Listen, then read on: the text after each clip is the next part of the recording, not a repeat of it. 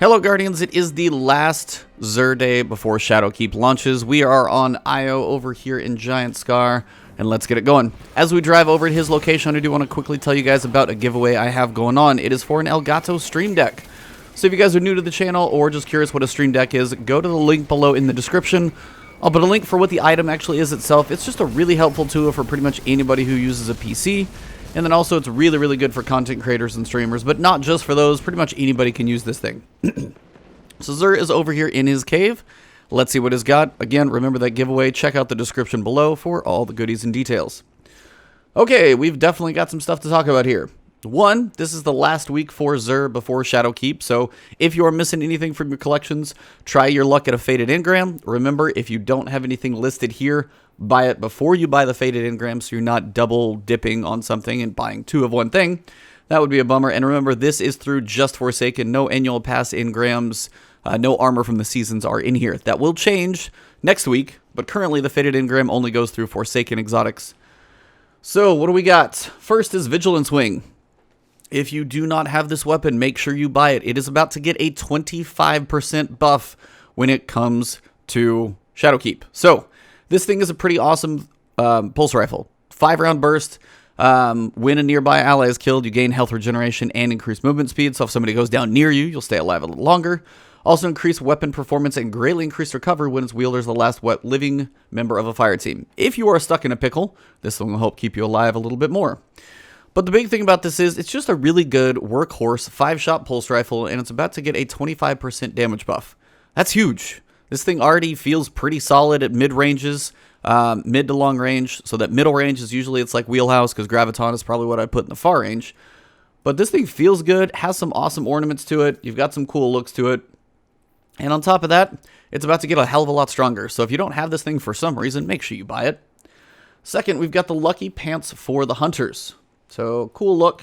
If you're wondering what's going on, I am not on a hunter. I'm on my Titan, so these other characters are going to look like the stars.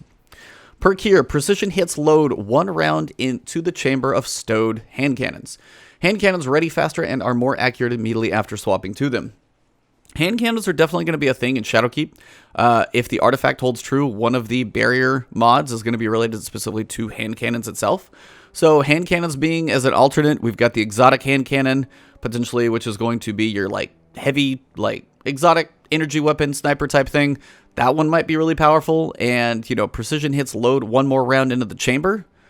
Load 1 round in the chamber of stowed magazines. That's, I mean, having extra ammo when you get kills with your other weapon, and then you ready faster and are more accurate when you switch over. This could be really useful with that new exotic hand cannon and just the hand cannon barrier mod in general. So for hunters, this could actually be something worthwhile. The mods are probably not going to be that great. At least you do have hand cannon scavenger on here, but nothing else is really helping. Traction's not bad.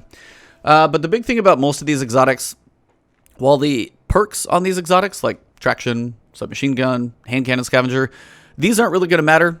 Basically, the big thing that you're going to want is to have access to every exotic when Shadowkeep launches next week, so you can pull them from your collection as an Armor 2.0 exotic. They're going to have all the stats, and I think the old ones are going to get stats listed on them. But the big thing about it is going to be you can use the new mods in the armor, which is going to be the biggest thing. So if you're using hand cannons, you're just digging them completely, then guess what? You might want to be pulling these out if you're running as a hunter. So make sure and add these to your collection so you can pull a pair out next week. Next, we've got Nezarec Sin. Actually, literally just got done talking about this on the podcast with Lord Cognito. If you haven't caught the podcast before, we do record Friday mornings. It will be up on audio platforms. It's The Last Word is the name of the podcast with Ebontis and Lord Cognito. Check out the video. Check out the audio. It's up in a lot of places. It will be up later today. We recorded it this morning. But as basically the Void Bomb Crown has been kind of nerfed, this is actually not a bad thing to use now. Abyssal Extractors. Void damage kills. Increase ability energy recharge rate. So, if you're running Void weapons and a Void subclass, and you get kills with any and all of those things, you get more ability energy recharge rate, like across the board. So, this is actually going to be a really good thing, because supers are going to be a little slower to come, because orbs are not going to be quite as valuable. The amount of just stuff you get from kills, this can help with all the time. So if you're running a Void Warlock, again, pick this thing up, pull it out of your collections next week, put it on, Armor 2.0, good to go, and you've got an exotic. Now, the big thing about pulling exotics out of your collections, you'll have to watch what level they pull out. I wouldn't be doing a lot of exotic, like, checking until you get towards your 900 soft power cap, because you don't want to start infusing stuff until it actually starts to matter. But, again, if you do not have Nezarec in, for one, I love that ornament. It's a cool one. And two, this just has potential to be really good. These perks next week really aren't going to matter. Submachine gun targeting, rocket launcher reserves, all this stuff is going to be replaced the way Armor 2.0 works. I'll do an Armor 2.0 video later, but I want to get my hands on it next week. I haven't had a chance to do that yet, so it's probably going to be one of the first things I put out on Tuesday in between taking breaks from playing is when I really start to get a feel of how Armor 2.0 works. So look for that video next week. If you aren't subscribed to the channel, do so, and I'll get tons of Shadowkeep content to you guys. Finally, for the Titans. Again, one you are going to want to own if for some reason you don't. For one, it's one of the more badass looking helms for sure. Helm of Saint 14. Starless Knight. Enemies that enter Ward of Dawn are blinded, while allies who pass through gain an overshield. Guarding with Sentinel Shield blinds nearby enemies. Sentinel Shield, or Ward of Dawn, is about to get a lot more powerful because it is going to have Weapons of Light attached to it, which is a 35% a weapons damage bonus. And the fact that you're going to give an overshield on top of it, and then to add to everything, you're going to be able to use this and blind enemies who walk near. So if Thralls or Curse Thrall or anything come into your Ward of Dawn, they're blinded, they're staggered for a little bit, you're still able to work probably on the majors that you're trying to get at. So the little guys will be less, you'll be able to add damage to it, just all good things. So Helm of Saint 14 was a really big one actually in Destiny 1, as Weapons of Light is coming back, probably going to be one of the stronger weapons buffs that you're going to be able to pull off for your team. This is going to be a really valuable exotic, so please make sure you get this one as well. If you are a Titan, if you ever may play a Titan, just buy it if you've got the shards, pretty much. This one is going to be crucial to make sure you've got and don't miss out on. The Five of Swords, the challenge card for the Nightfalls, honestly, this is just going to be thrown away, because the way they're doing Nightfalls are going to be completely different, so I don't even think this is going to be here anymore. But that is Xur for the week. It is the week of September 27th. On Tuesday, Shadowkeep launches. If you guys are not following me on Twitch, I will be streaming most of it, so spoiler warning if you catch me there, but I'm going to be playing as much as I can for that week. I'm going to be recovering, so I will be working on that.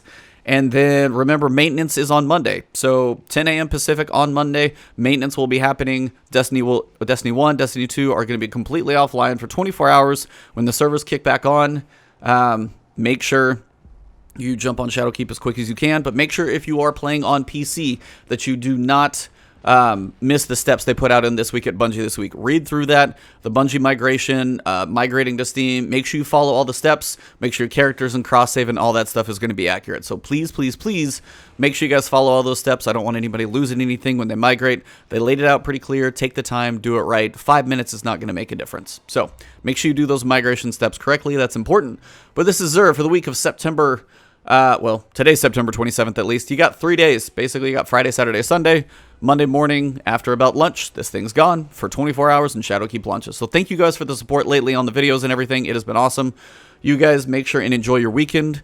You don't have to grind that much. You don't have to save bounties. Pretty much if you're just trying to finish up ranks of Valor or Glory or Infamy, maybe that stuff. But outside of that, those are what's going to reset. Everything else will continue forward. But don't save bounties from Gambit, from Vanguard or Crucible. Those bounties will not carry over. So if you guys enjoyed the video, drop a like below, leave a comment if you got questions about anything, hit the subscribe button if you're not subscribed yet. I got a lot of content coming to you guys. It's going to be awesome. Hit the alert bell if you are already subbed. That'll help keep my videos coming to you guys. And I will be uploading a new player series, so I'm sorry at some point if you see like 5 or 6 videos. I'm doing that for all the new light players that are coming to try and give them a place to get started. Thank you guys very much. The week's been awesome. I'll see you soon. Enjoy. Have a good one.